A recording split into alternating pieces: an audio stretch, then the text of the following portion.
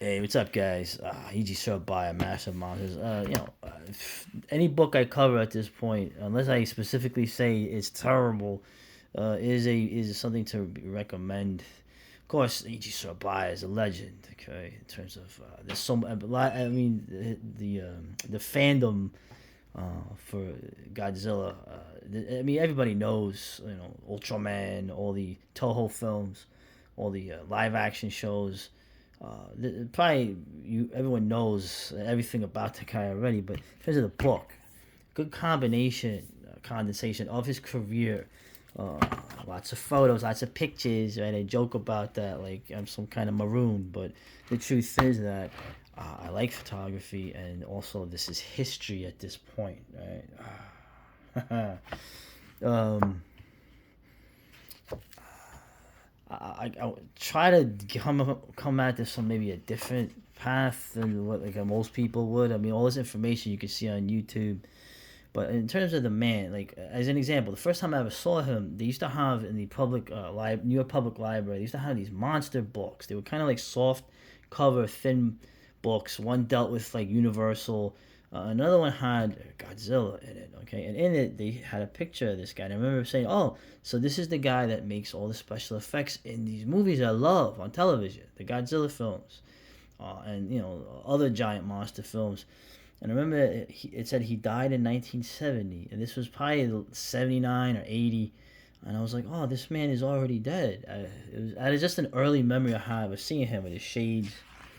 But in terms of the book, the fascinating thing, okay, Eiji Tsuburaya, in terms of the changing world, literally born at the beginning of the century, 1901, right? Um, I always talk about the worlds, right? The connection between the worlds. My grandparents, these people are literally growing up. It's still the 19th century, really.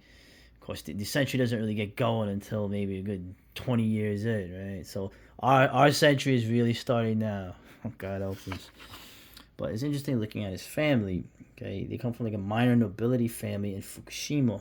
Right, they had the rights to deal in certain commodities, cooking commodities like sake, miso, soy sauce.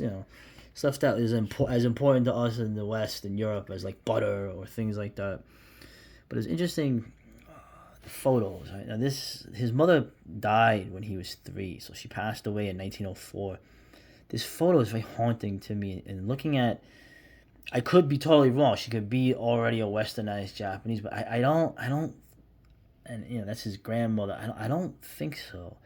When you see this picture of his mother, you're seeing a medieval woman, essentially captured in a photograph, and his little cute.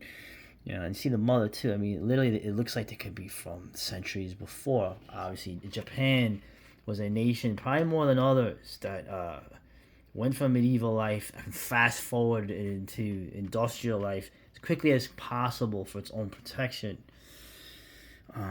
Just like I said, just looking at that is just fascinating. And also, in terms of a very talented youngster, fascinated with the dawn, the aviation is just blossoming, right? The Wright brothers were 1903.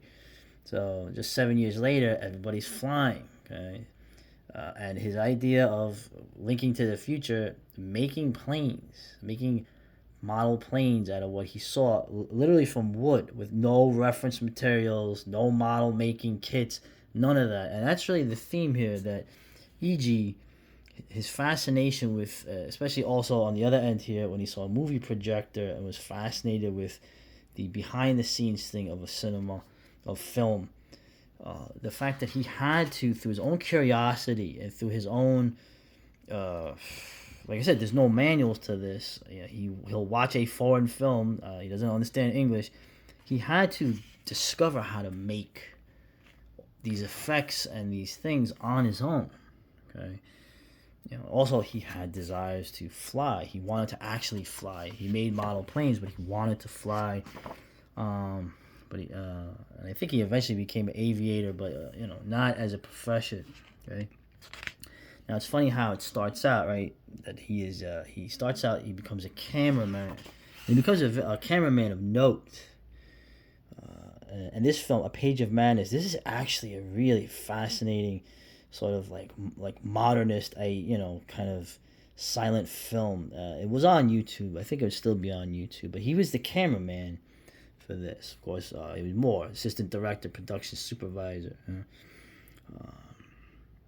Right? He invented something called the auto snap foot pedal operated shutter cable, allowing photographers to take hands-free self-portraits. He experimented with lighting. He experimented with so many things. He would see like D.W. Griffith films, and he would be like, "Okay, how do I make a crane?" And he would actually make a crane from scratch, trying to figure out what makes sense. And again, without blueprints or technical manuals, just didn't exist. He did it from scratch. Okay, making it from wood originally. Okay? Just fascinating. The early Japanese studios. He's working for all of them. Toho does not exist at this point. And of course, he sees King Kong. Okay, obviously also he's seen the Lost World, Metropolis in terms of miniature work. Okay, he likes to make model planes. Right, then he sees a film literally made with models, King Kong. Right, changed everything. Okay, he obtained a print of it. Okay, probably not the one that went to Germany.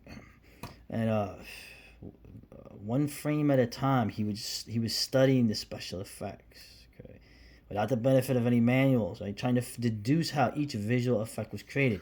That's as fascinating as any of the stuff he did. That the man was doing this and how he had to do it.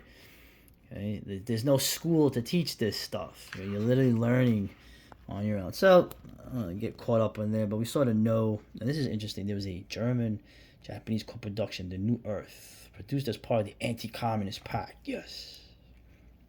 I wonder if this film still exists. Well, probably not, because unfortunately, always the war. Okay, especially he made films for the Imperial Japanese government to kind of propaganda films. Oh my God. And part of it was recreating Pearl Harbor in meticulous miniature, working from photos supplied by the Navy, which got him in trouble later, actually, during the occupation.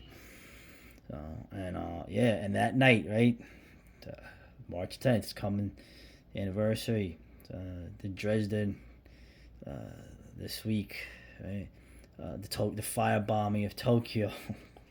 And Tsuburaya was in the shelter with his kids, right, trying to calm them with fairy tales while all these fucking people, the largest single killing event in the world is happening, which also destroyed 99% of all pre-war Japanese films. I had gone over the other book about the Japanese film and how most of them were destroyed in these fire bombings. Right?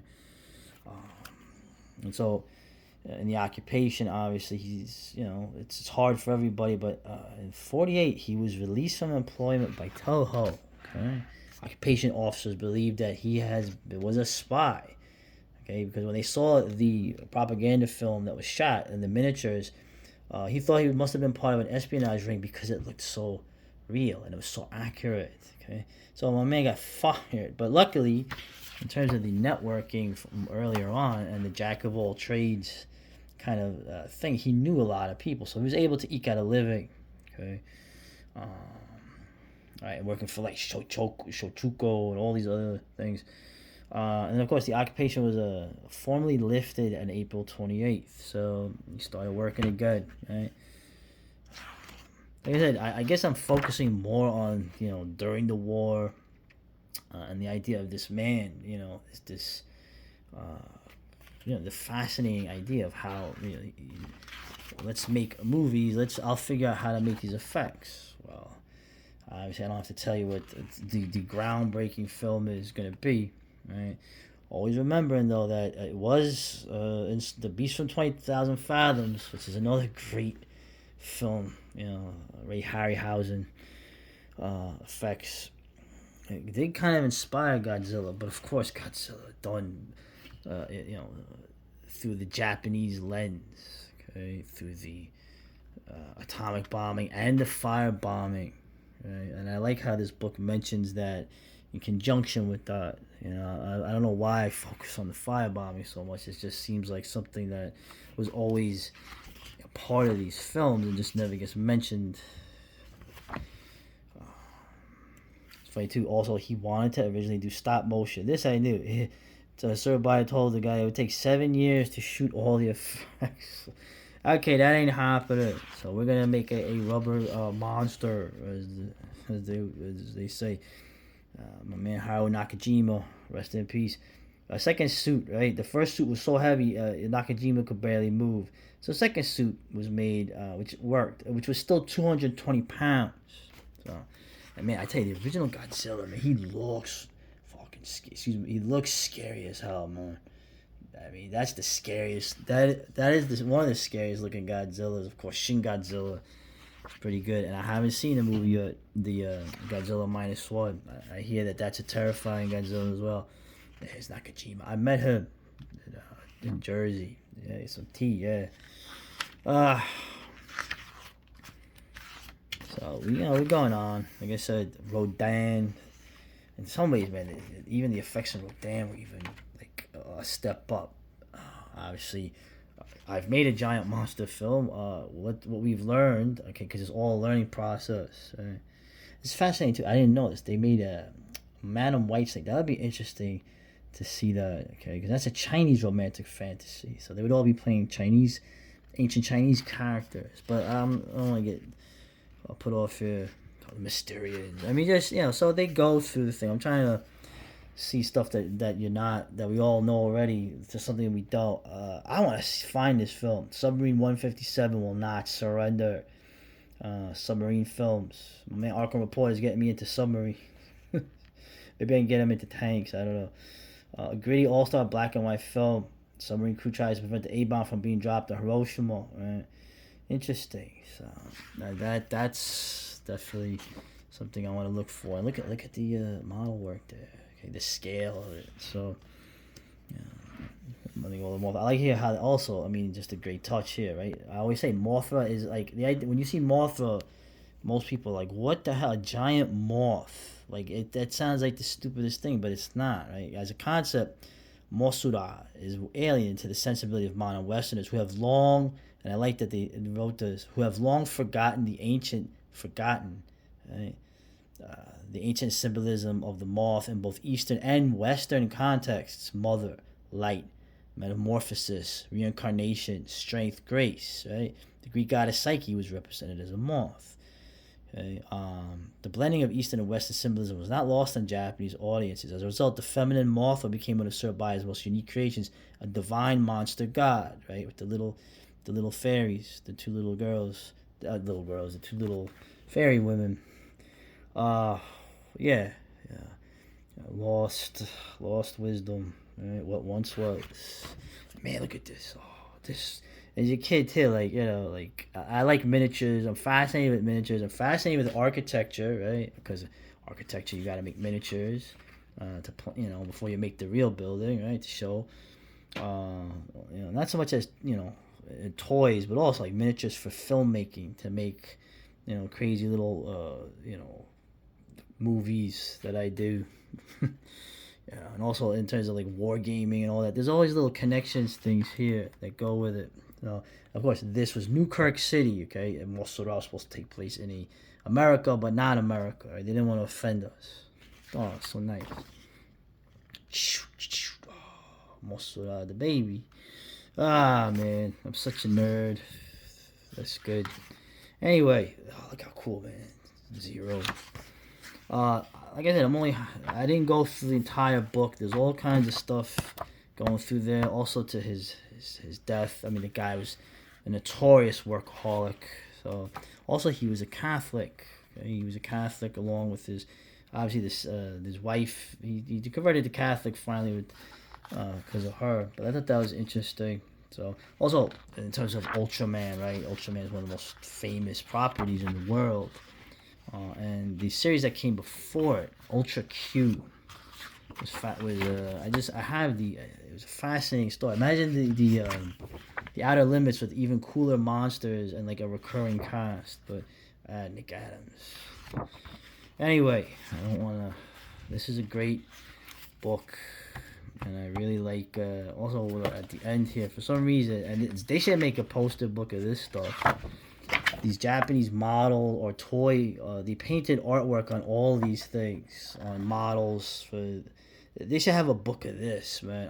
I would get that in a second. I would pay $50 for it. Anyway, and what's this? Oh, Ben Furuya.